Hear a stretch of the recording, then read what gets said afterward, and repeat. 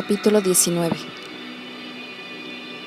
El final de la noche lo cubrió como un traje que le sentara mal, ajustado e incómodo. Apoyó la mejilla contra el cristal de la ventanilla y sintió que la frialdad de la madrugada lo traspasaba, casi como si pudiera calarle directamente, mientras la oscuridad que reinaba fuera se unía a la penumbra que sentía por dentro. Ansiaba la llegada del amanecer, ya que esperaba que la luz del sol pudiera vencer la negrura de su porvenir, aunque sabía que era una esperanza fútil. Inspiró despacio, saboreando el aire viciado, intentando deshacerse del peso de la desesperación que lo aplastaba. No lo logró. Estaba en la 6ª hora del viaje nocturno del autobús Bonanza desde Port Authority hasta Provincetown. Oía el zumbido del motor diésel, un constante sube y baja a medida que el conductor cambiaba de marcha. Tras una parada en Providence, el autobús había llegado por fin a la carretera 6 hacia Cape Cod y avanzaba lento y decidido por la carretera descargando pasajeros en Boone, Falmouth, Hyannis, Eastham y por último en la parada de Wingfield, antes de dirigirse a Provincetown en la punta de Cape Cod. 2/3 partes del autobús ya iban vacías. A lo largo del recorrido, los pasajeros habían sido hombres o mujeres jóvenes que habían terminado la universidad y entraban en la edad laboral y que iban a pasar el fin de semana a Cape Cod. La previsión meteorológica debe ser buena, pensó. Cielos despejados, temperaturas cálidas. Los jóvenes se habían mostrado bulliciosos las primeras horas del viaje, riendo, charlando y relacionándose mediante ese método que resulta tan fácil a la juventud. Y habían ignorado a Ricky, que iba sentado solo en la parte posterior, separado de ellos por abismos más insalvables que la mera edad. Pero la vibración sorda y regular del motor había tenido su efecto en casi todos los pasajeros, salvo en él, y ahora dormían en diversas posturas, de modo que Ricky era el único que observaba los kilómetros que se deslizaban bajo el vehículo mientras sus pensamientos pasaban con la misma rapidez que el asfalto. Estaba seguro de que ningún accidente de la instalación de agua había destrozado su piso. Esperaba que no hubiera ocurrido lo mismo con su casa de veraneo. Sabía que eso era casi lo único que le quedaba. Calculó que le esperaba, en un inventario modesto que sirvió más para deprimido que para animado, una casa llena de recuerdos, un Honda Accord de 10 años algo abollado y rayado que guardaba en el granero, detrás de la casa, para usar solo durante las vacaciones, ya que en Manhattan nunca había necesitado un vehículo. Unas prendas de vestir gastadas, pantalones caqui, polos y jerseys con el cuello raído y agujeros de polilla. Un cheque bancario por $10,000, más o menos, en el banco. Una profesión hecha jirones, una vida sumida en la confusión. Y unas 36 horas antes del plazo de Rumpelstiltskin. Por primera vez en días, se concentró en sus opciones, encontrar el nombre o su propio obituario. De otro modo, alguien inocente se enfrentaría a un castigo que Ricky no podía ni imaginarse. Cualquier cosa terrible desde la ruina hasta la muerte. Ya no le quedaba ninguna duda del empeño de ese hombre, ni de su alcance y resolución. A pesar de todas mis idas y venidas, de mis especulaciones y mis intentos de resolver los enigmas que se me planteaban, las opciones no han cambiado, pensó Ricky. Estoy en la misma posición que cuando la primera carta llegó a mi consulta. Eso no era del todo cierto. Su situación había empeorado. El doctor Frederick Starks, que había leído aquella carta en su consulta de la zona alta de la ciudad, rodeado de una vida bien ordenada, con control sobre cada minuto de cada día, ya no existía. Había sido un hombre de chaqueta y corbata, sereno e inmutable. En la ventanilla del autobús captó su imagen reflejada en el cristal oscuro. El hombre que lo miraba apenas se parecía al que creía haber sido antes. Rumpelstiltskin había querido jugar, pero lo que le había ocurrido a Ricky no tenía nada de deportivo. El autobús dio una ligera sacudida y el motor aminoró las revoluciones, lo que indicaba que se acercaba a otra parada. Ricky echó un vistazo al reloj y vio que llegaría a Wingfield hacia el amanecer. Quizá lo más maravilloso del inicio de las vacaciones anuales era la llegada. El ritual era el mismo cada año, un conjunto de pequeños actos que tenían la familiaridad de reencontrarse con un viejo amigo después de una larga ausencia. Tras la muerte de su mujer, Ricky había sido inflexible en cuanto a seguir llegando del mismo modo a la casa de veraneo.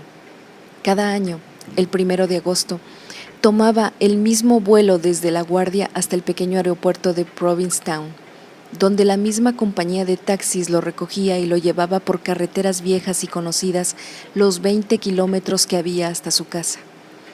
El proceso de abrir la casa era el mismo, desde abrir las ventanas de par en par para que entrara el aire limpio de Cape Cod, hasta quitar y doblar las sábanas viejas y raídas que cubrían el mobiliario y limpiar el polvo acumulado en las superficies y los estantes. Tiempo atrás había compartido todas las tareas con su mujer.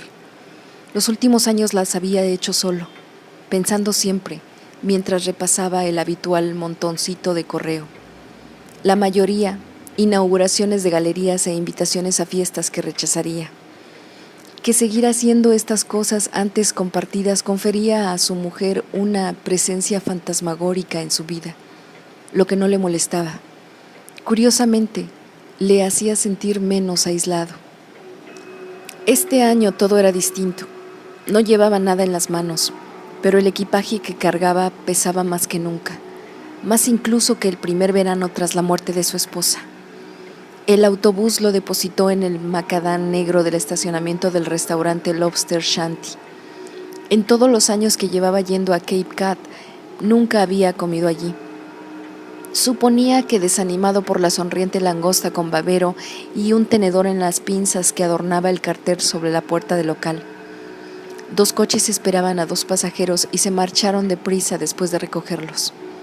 La mañana era fría y húmeda, y una neblina cubría algunas colinas.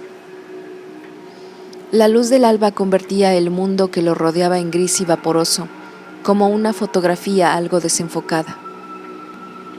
Se estremeció, de pie en la acera, al sentir cómo la mañana le traspasaba la ropa.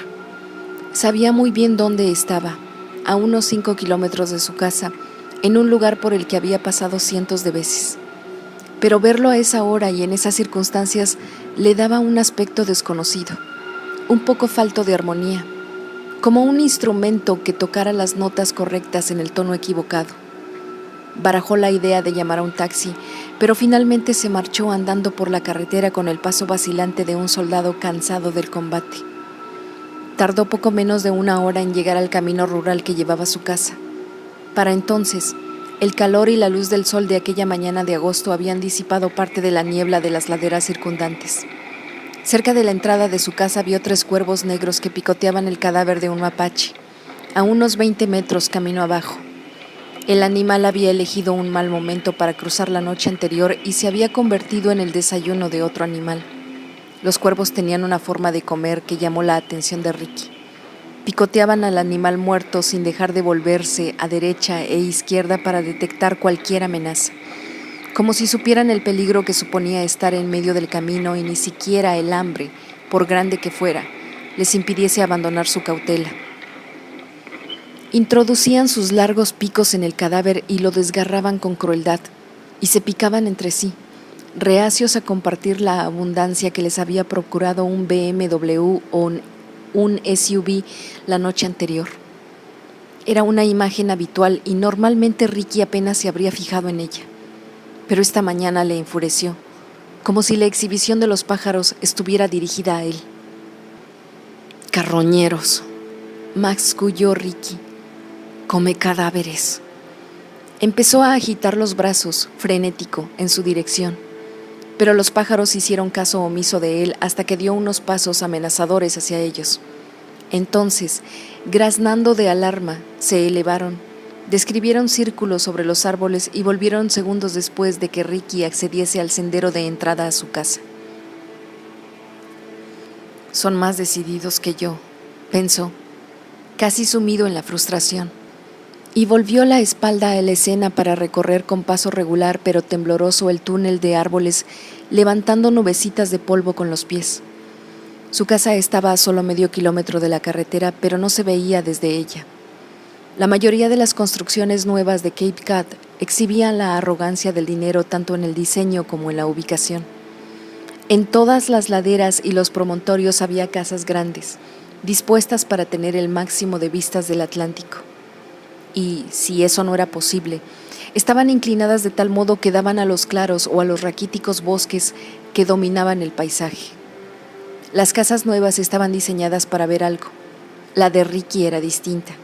Construida más de 100 años atrás, había sido en su día una granja y estaba situada junto a unos campos donde antaño crecía maíz y que ahora formaban parte de una zona protegida, con lo que el lugar estaba aislado.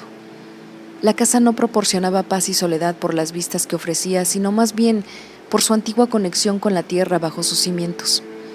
Era un poco como un jubilado viejo y canoso, algo maltrecho y deteriorado, un poco ajado, que lucía sus medallas en vacaciones, pero prefería pasarse las horas echando una cabezada al sol.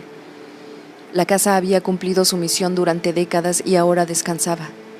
Carecía de la energía de las viviendas modernas, donde la relajación es casi una exigencia y un requisito apremiante. Ricky cruzó la sombra bajo los árboles hasta que el sendero surgió del bosquecillo y vio la casa asentada en el extremo de un campo abierto. Casi le sorprendió que siguiera en pie. Se detuvo en la entrada, aliviado de haber encontrado la llave de repuesto bajo la losa gris suelta, como era de esperar. Vaciló un momento y luego abrió la puerta y entró. El olor a cerrado fue casi un alivio. Sus ojos absorbieron con rapidez aquel mundo interior, polvo y calma. Mientras consideraba las tareas que lo esperaban, un agotamiento casi mareante se apoderó de él. Subió el angosto tramo de escaleras hacia el dormitorio. Las tablas del suelo, combadas y viejas, crujieron bajo su peso. En su habitación, abrió la ventana para sentir el aire cálido. Conservaba una foto de su mujer en un cajón de la cómoda, un lugar curioso para guardar su imagen y su recuerdo.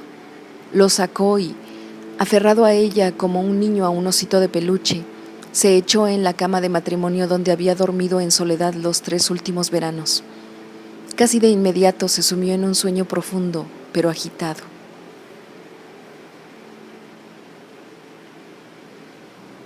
Cuando abrió los ojos a primera hora de la tarde, notó que el sol había recorrido el cielo.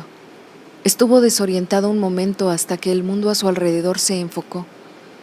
Un mundo conocido y entrañable, pero verlo le resultaba duro, casi como si la vista más reconfortante quedara curiosamente fuera de su alcance. No le daba placer contemplar el mundo que lo rodeaba, como la fotografía de su esposa que seguía sujetando en la mano. Era distante y, de algún modo, lo había perdido. Fue al baño para mojarse la cara. Su imagen en el espejo parecía la de un hombre más viejo. Apoyó las manos en el borde del lavabo y, mientras se observaba, pensó que tenía mucho que hacer y poco tiempo para hacerlo. Encaró con rapidez las tareas habituales del verano. Fue al granero para retirar la lona que cubría el viejo Honda y conectar el cargador de baterías que tenía para ese momento de cada verano. Después, mientras el coche se llenaba de energía, regresó a la casa para quitar las cubiertas de los muebles y barrer el suelo. En el armario había un plumero que usó, convirtiendo el interior de la casa en un mundo de ácaros de polvo arremolinados en los haces del sol. Como tenía por costumbre en Cape Cod, dejó la puerta abierta al salir. Si lo habían seguido, lo que era posible, no quería que Virgil, Merlin o quien quiera que fuese se viera obligado a forzar la entrada. Era como si con ello minimizara de algún modo la violación. No sabía si podría soportar que se rompiese algo más en su vida.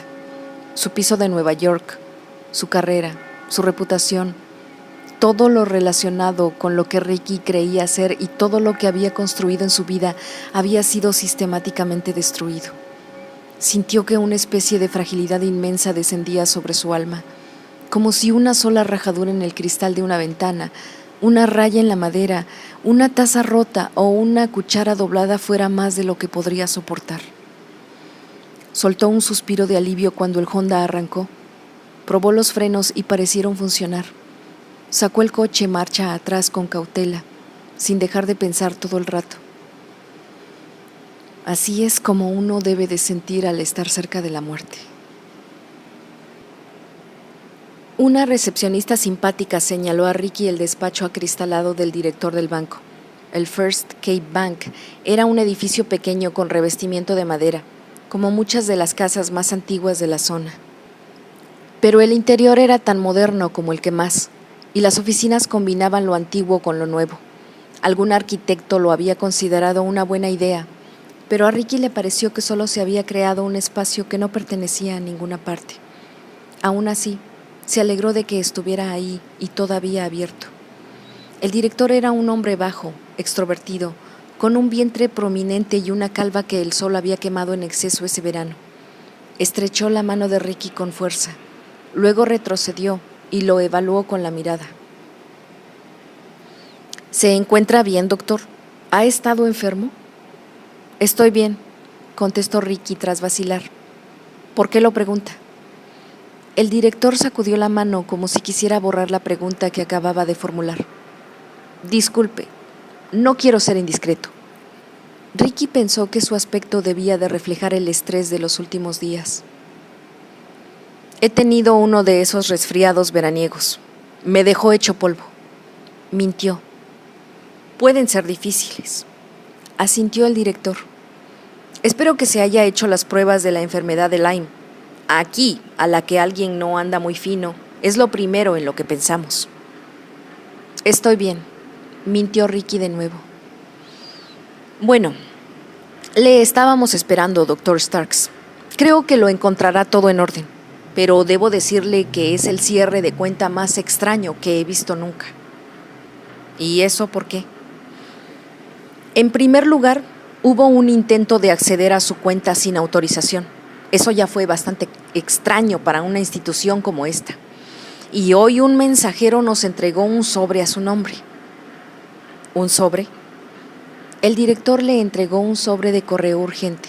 Llevaba el nombre de Ricky y el del director del banco. Procedía de Nueva York. En la casilla del remitente había el número de un apartado de correos y el nombre R.S. Skin. Ricky lo cogió, pero no lo abrió. Gracias, dijo. Perdone las irregularidades. El director sacó un sobre más pequeño de un cajón de la mesa. El cheque bancario, aclaró, por $10,772. Lamentamos cerrar su cuenta, doctor. Espero que no vaya a llevar el dinero a la competencia. No. Ricky echó un vistazo al cheque. ¿Ha puesto en venta la casa, doctor? Podríamos ayudarle en esa transacción. No, no la vendo. ¿Por qué cierra entonces la cuenta? La mayoría de las veces, cuando cerramos una cuenta antigua es porque ha habido un cambio importante en la familia, una muerte o un divorcio, una quiebra en ocasiones, alguna especie de tragedia que provoca que la gente se reorganice y empiece de nuevo en otra parte. Pero en este caso, el director estaba sondeándolo. Ricky no quería contestar. Observó el cheque. ¿Puedo cobrarlo en efectivo aquí mismo? Podría ser peligroso llevar tanto dinero encima, doctor. El director entornó los ojos. ¿Tal vez cheques de viaje? No, gracias, pero le agradezco su preocupación. Prefiero el efectivo. Muy bien. El director asintió. Enseguida vuelvo. ¿De 100? De acuerdo. Ricky permaneció sentado unos instantes.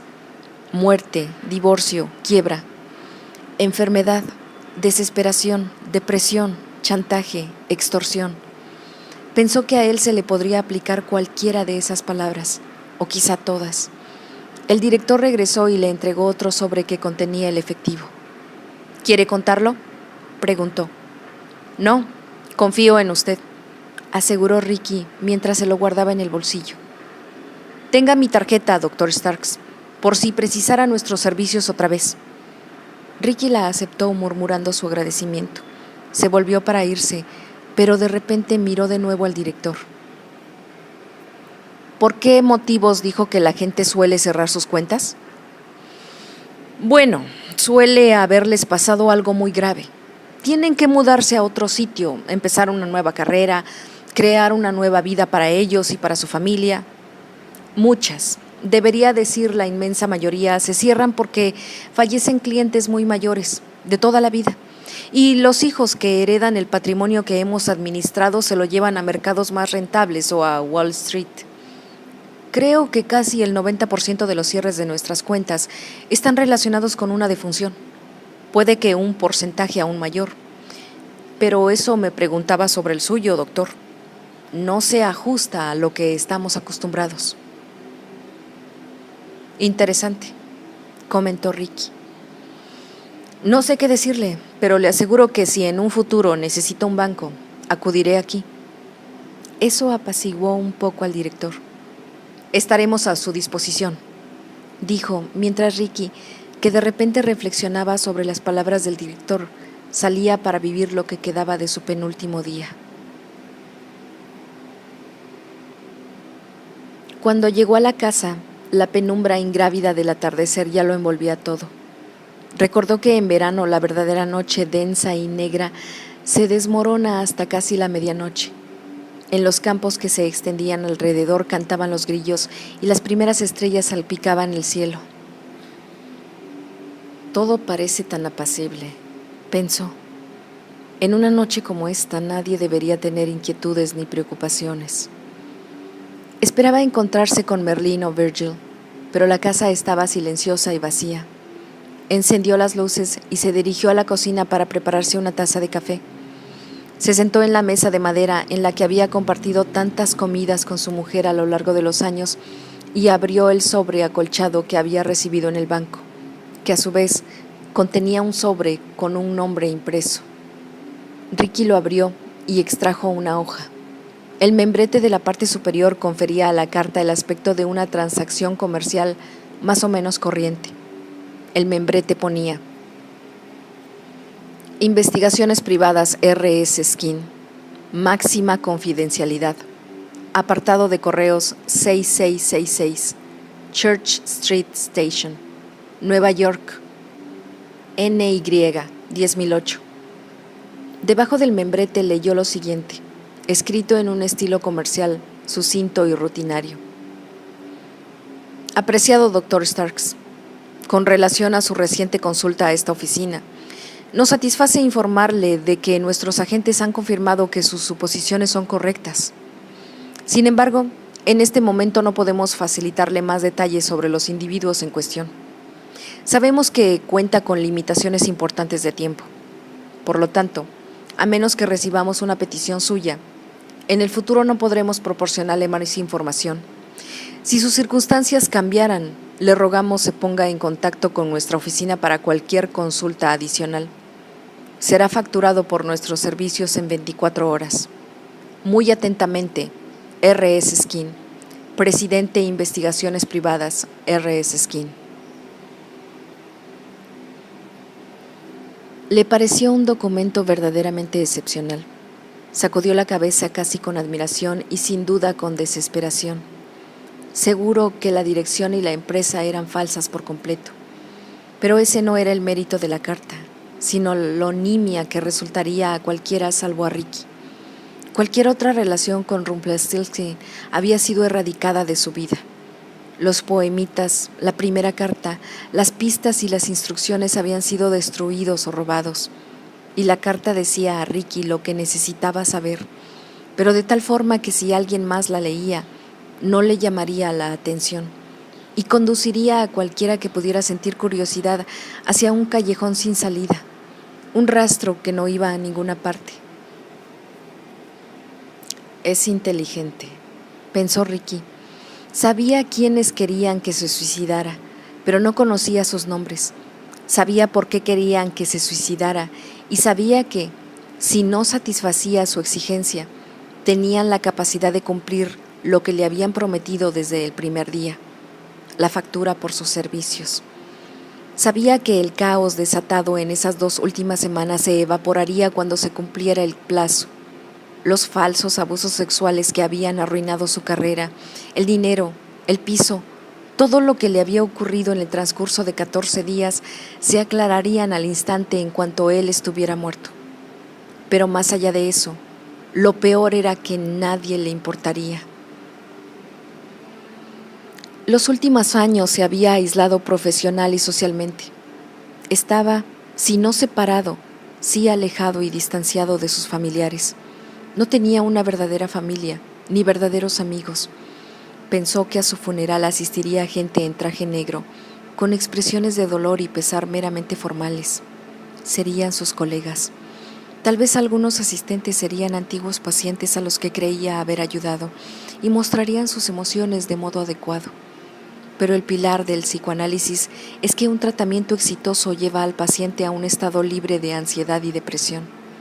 Eso era lo que había buscado proporcionar a sus pacientes durante los años de sesiones diarias. Así que no sería razonable pedirles que ahora derramaran lágrimas por él. La única persona que experimentaría verdadera emoción en el banco de la iglesia sería el hombre que le había causado la muerte. Estoy completamente solo, pensó Ricky. ¿De qué serviría rodear con un círculo el nombre R.S. Skin de la carta y dejarlo para algún inspector con la nota «Este es el hombre que me obligó a suicidarme»? Ese hombre no existía, por lo menos a un nivel en el que fuera capaz de encontrarlo un policía local de Wingfield, Massachusetts, en plena temporada veraniega, cuando los delitos consistían básicamente en hombres de mediana edad que conducían a casa borrachos después de una fiesta, en riñas domésticas entre los ricos y en adolescentes escandalosos que querían comprar sustancias ilegales. Y peor aún, ¿quién lo creería? En lugar de eso, lo que cualquiera que investigara su vida descubriría casi de inmediato sería que su mujer había muerto, que su carrera estaba destrozada debido a una acusación por abusos sexuales, que sus finanzas eran un caos y que un accidente había destruido su casa, una base fértil para una depresión suicida. Su suicidio tendría sentido para cualquiera que lo examinara, incluidos todos sus colegas de Manhattan. En apariencia, que si hubiera quitado la vida sería un caso típico de Manuel. Nadie vería en ello nada raro. Por un instante, sintió un arrebato de cólera contra sí mismo. Te has convertido en un blanco muy fácil. Cerró los puños y golpeó con fuerza el tablero de la mesa. ¿Quieres vivir?, dijo en voz alta tras inspirar hondo.